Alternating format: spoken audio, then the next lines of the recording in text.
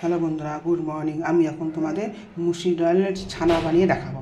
তা মুসুর ডাল তো অনেক রকম করে খাওয়া যায়, আমি এখন তোমাদের ছানা বানিয়ে দেখাবো কী করে মুসুর ডালের ছানা বানায়।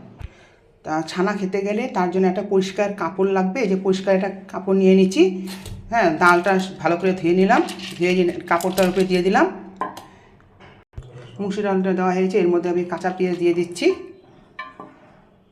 রসুনও দিয়ে দিলাম, কাঁচা লঙ্কাও দিয়ে দিলাম। এখন এটাকে বেঁধে নেব। তাহলে বন্ধুরা, এই যে আমার বাড়া হয়ে গেছে। এখন কড়াইতে জল দিয়ে দিচ্ছি, জলও গরম হয়ে গেল।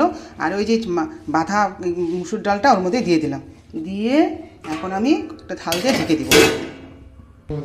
হ্যাঁ, ডালটা সিদ্ধ হয়ে গেছে, কাপড়ের মধ্যে বাঁধা ডাল সিদ্ধ হয়ে গেছে। এখন নামিয়ে নেব। সিদ্ধ হয়ে গেছে, যে নামিয়ে নিলাম। এখন এটাকে একটা পাত্রে রাখবো। এই যে এখন আমি একটু লবণ দিয়ে দিচ্ছি,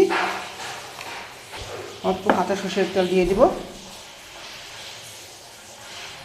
এখন হাত দিয়ে মাখবো, হাত দিয়ে মেখে রেখে দিলাম। এর উপরে এখন ধনিয়া কুচি পাতা একটু দিয়ে দিব। তা বন্ধুরা, আমার ডাল সিদ্ধ কীরকম হলো তোমরা কমেন্ট ফলো আর লাইক করো, ডাল সিদ্ধ হয়ে গেলো।